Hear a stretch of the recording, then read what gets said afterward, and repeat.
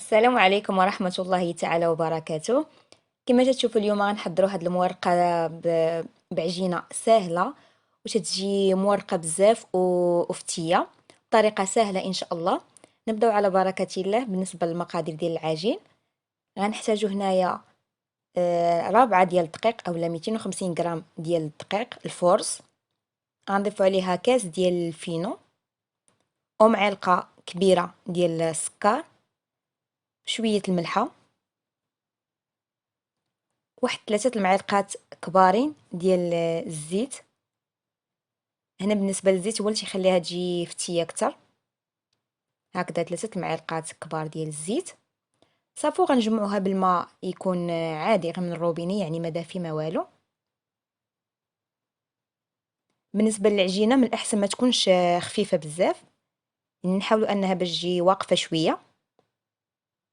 هكذا نبدا نجمع بشويه بشويه حتى ما يبقاش عندها داك الدقيق.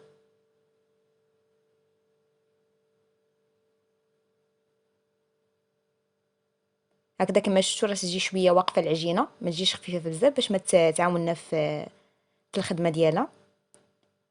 هنا صافي نخليها ترتاح واحد 2 دقائق هكذا ونفرقها العجينه على جوج. هنا من نفرقها نجمع هذيك العجينه ونخلي هذيك 2 الكبيرات اللي درتهم نغطيهم بلاستيكه ونخليهم يرتاحوا. مباشره نمشيو نحضروا الحشوه. بالنسبه للحشوه غنحتاج هنايا واحد البصله مقطعه رقيقه، بصله وحده كبيره، واحد خيزوه هي حكاها، وفلفله وحده، وشويه ديال الصدر ديال الدجاج. بالنسبه لهنايا العطريه غنحتاج هنايا شويه ديال القزبر والمعدنوس مقطعين، تقريبا قياس ديال معلقه كبيره، وشويه ديال الملحه، وشويه ديال الابزار. هنا بالنسبه للصدر ديال الدجاج غنقطع. يمكن لكم هنايا طحنوه على على شكل كفته حتى هو ممكن. هنايا شويه ديال التحميره، تقريبا نص معلقه صغيره ديال التحميره، وهنا معلقه صغيره ديال مطيشه الحك. صافي غنضيف الزيت ونخلي هاد المقادير هادو يتشحروا مزيان ويطيب لينا، تنزل لنا هذيك البصله مزيان وينزل لنا هذيك الخضره وهذاك الدجاج يطيب لنا مزيان. صافي نخليوه هكذا على نار مهيله حتى يطيب لينا ديك الحشوه ونخليوها على جنب تبرد لينا، ونمشيو نكملوا التحضيرات ديال العجين. هنا بالنسبه للعجينه من بعد ما ارتاحت لينا شويه غنجيبوا هذيك الكره الاولى غنديروا هنايا شويه دقيق باش نطلقوها على هاد الطريقه هذه. نطلقوها هكذا على شكل دائري، غير ما نرققوهاش بزاف. صافي غنجيبو تقريبا الزبده. غنحتاج 160 غرام ديال الزبده للكويرات بجوج، يعني كل كره من هذاك الكرات بجوج اللي عندنا غنحتاج فيها 80 غرام. 80 غرام ديال الزبده. انا يستعمل الزبده ديال التوريق. من الاحسن هنايا الزبده تكون لينه. هنا بالنسبه لهاد العجينه هذه نبرك هكذا على الاطراف ونخلي الوسط على شكل مربع باش يجيني ساهل في الخدمه ديالو. صافي نقطع هذيك الزبده نقطعها رقيقه، ومن الاحسن تكون في حراره المطبخ تكون هكذا رطبه شويه باش تساعدنا في الخدمه. صافي هنا نحط قياس تقريبا 80 غرام، و80 غرام الاخرى غنخليها الكره الثانيه. هكذا نقاد لها الجناب مزيان ونقاد على شكل مربع بهذه الطريقه هذه.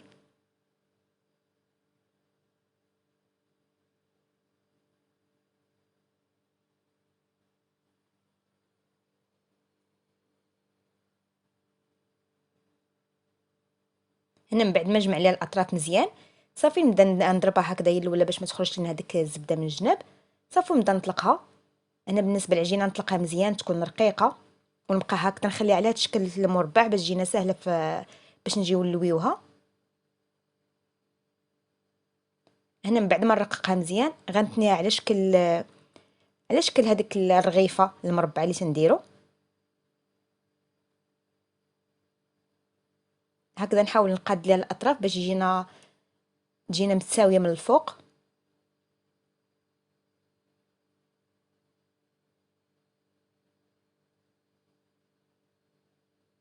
نبقى هكذا نقاده. من بعد نلوها على الجهه الثانيه على شكل ترغيفه. من بعد نخلي هاد العجينه ترتاح ونبدا في الكره الثانيه حتى هي نخدمها بنفس الطريقه.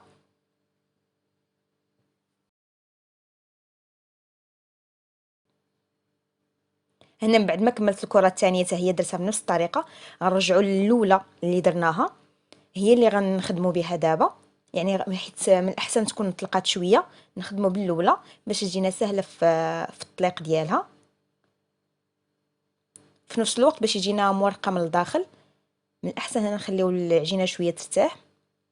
صافي كدا نطلقوها مزيان، تكون رقيقه شويه على هذا القياس هذا. ومن الاحسن نبقاو غادي نطلقوا فيها على شكل مربع باش ما تضيعش لنا العجينه من الجناب. هكذا كل كره غنقطعها على جوج بهذه الطريقه هذه. صافي غنعمرها بالحشوه. بالنسبه للحشوه هنايا ضروري تكون راها بردات، يعني ضروري نوجدوها هكذا بكري باش تبرد لينا. صافي وندير القياس هكذا. هاد الحشوه هذه نفرقها على 4 وندير الحشوه من الداخل.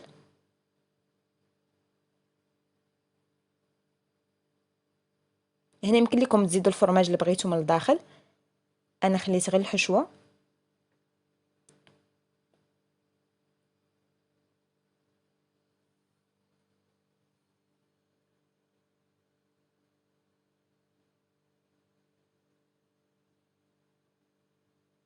صافي نبدا نجمع ليها هذاك الجناب ديالها.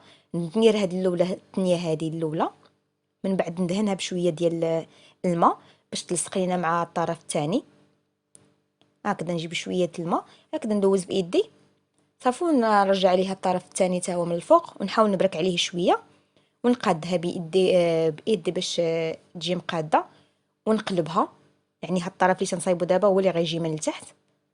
صافي نحطها مباشره في اللاطه بهاد الطريقه هذه. نبقى مستمره هكذا نكمل هاد العجينه ديالي كامله، يعني غتخرج ليا 4 ديال هاد الحليبلات هادو. هنا دهنتها بشويه ديال صفاره البيض مع شويه ديال الحليب، وهكذا غنشرطها من الفوق. هذا غير تزيين اختياري. هنا من احسن من تشرطوها قطعوا حتى الطرف اللي يعني قطعوها طروفه على شكل على 4 طروفه، حيت تجي صعيبه شويه في التقطاع. انا ما قطعتهاش حيت العجينه تبدا تفرست ملي تبداو تقطعوها. بهاد الطريقه هذه هذا تيبقى غير تزيين. من بعد ندخلوها الفران على نار مهيله تبقى لينا من التحت حتى طيب لينا مزيان، عاد نشعلوه عليه على الفوق. هنا من بعد ما طيب لينا تكون بقات خاصه واحد شويه، غنجيبو شويه الفرماج غنحطوه هكذا من الفوق. حتى هذا تيبقى غير اختياري، غير مجرد تزيين هكذا. وشويه المعدنوس من الفوق حتى هو مقطع، وندخلوها الفران يذوب لينا غير داك الفرماج شويه. صافي نخرجوها. تتجي على هاد الطريقه هذه راه تتجي العجينه مورقه بزاف وتتجي هشيشه. هادشي علاش قلت لكم قطعوها من الاول، حيت راه من تبغيو تقطعوها تبدا تفرشت بزاف. من الاحسن تقطعوها قبل ما تدخل الفران. وبهذا نكون نسالينا هذا الفيديو هذا. نتمنى ان هذه الفكره ديال هاد المورقات هادو تعجبكم، وفي نفس الوقت راه العجينه ديالها تجي زوينه بزاف. غير جربوها وردوا عليا في الكومونتير ان شاء الله وقولوا لي كيفاش جاتكم. بسلامه عليكم، وما تنساوش الضغط على زر الاعجاب، واللي ما مشتركش في القناه يشترك بالضغط على الزر الاحمر المتواجد تحت الفيديو. بسلامه عليكم والفيديو المجيء ان شاء الله.